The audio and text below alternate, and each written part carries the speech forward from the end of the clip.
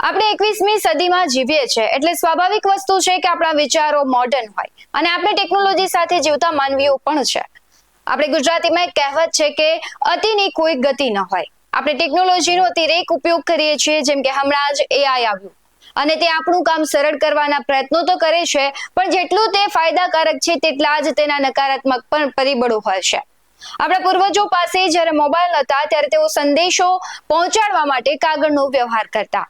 ત્યારબાદ ક્રાંતિ આવી અને મોબાઈલ ફોનની શોધ થઈ અને અત્યારે મોબાઈલમાં યુટ્યુબનો લોકો ખાસો એવો ઉપયોગ કરે છે અને તેનું પરિણામ છે માર્કેટમાં વધતા સોશિયલ મીડિયા ઇન્ફ્લુએન્સર।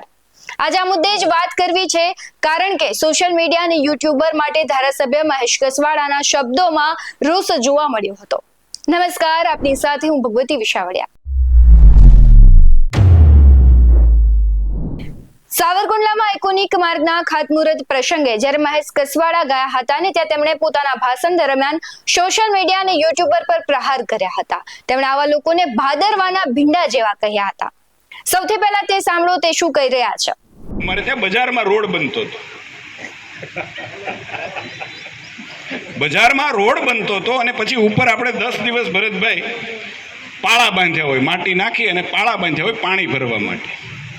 એ પાણી ભરવા માટેના પાળા હતા, એ ખોલીને એમાં પાણી ગયું। એમાં તો એક ભાઈ, અહીંયા વિડીયો માસ્ટરો બહુ છે, એણે વિડીયો મૂક્યો કે સાવરકુંડલાનું નવું સ્નાનાગર।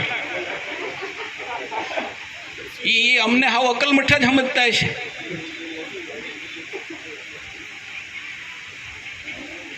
મારે જાહેરમાં કહેવું ના જોઈએ આ બધું, પણ એટલા માટે કહું છું કે તમારા ધ્યાન ઉપર આવે કે આવી ટીકાઓ સહન કરીને અમે ડગવાવાળા નથી।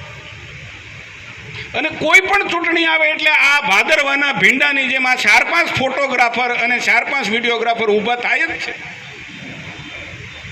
કઈ પાર્ટીમાંથી આવતા હશે ને કઈ ના હશે ને એ તો મને ખબર નથી, પણ હમણાં નગરપાલિકા આવશે એટલે વળી પાછું ચાલુ થાય। 8-9 મહિના પછી નગરપાલિકા આવશે, જિલ્લા પંચાયત, તાલુકા પંચાયત, એટલે બધું ચાલુ થવાનું છે પાછું।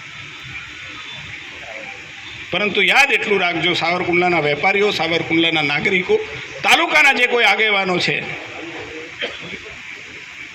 કે જે કામ લઈને આપણે બેઠા છીએ, નરેન્દ્ર મોદીનું એ સૂત્ર છે કે જેનું ખાતમુહૂર્ત કરીએ એનું લોકાર્પણ જગદીશભાઈ અમારે જ કરવાનું છે। એ હું કરું કે દીપકભાઈ કરે કે ભરતભાઈ કરે કે કૌશિકભાઈ કરે કે વાઘેલા સાહેબ કરે, પુનાભાઈ કરે, પરંતુ જેનું ખાતમુહૂર્ત એ ભારતીય જનતા પાર્ટીના શાસનમાં અમે કર્યું છે એનું લોકાર્પણ પર ભારતીય જનતા ધારાસભ્ય મહેશ કસવાડા ખીલી ઉઠ્યા અને તેમણે સોશિયલ મીડિયા અને યુટ્યુબ પર પ્રહારો કર્યા છે।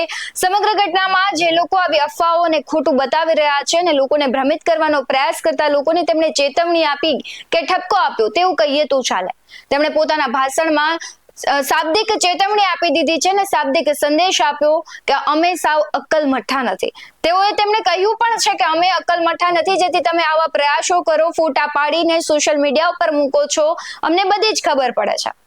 અને સ્વાભાવિક છે કે ચૂંટણી આવે એટલે સરકારના કામો નેતાઓ પ્રચાર કરે છે, પણ એક બાજુ સાચું બતાવવાનો પ્રયાસ મીડિયા પણ કરે છે। ઘણી વખત ખોટી માહિતીને વધુ મોટું રૂપ આપીને સત્ય શું છે તે જાણ્યા વગર લોકો કોઈ વ્યક્તિને ટાર્ગેટ કરવાનો પ્રયત્ન કરતા હોય છે, પણ ખરેખર આવું ન થવું જોઈએ। અત્યારે તમે સોશિયલ મીડિયામાં માત્ર કોઈ પણ પરિસ્થિતિને, ઘટના વિશે મૂકો એટલે તેના સહાયક અથવા તે ઘટનાને, પરિસ્થિતિને એક મોટું સ્વરૂપ આપનારા લોકો વધી ગયા છે। આ છે સોશિયલ મીડિયાની તાકાત। પણ સારી અને સાચી વસ્તુ લોકો સુધી પહોંચે તે પણ એક સારી વાત છે, પણ અત્યારે ઊંધું થઈ રહ્યું છે।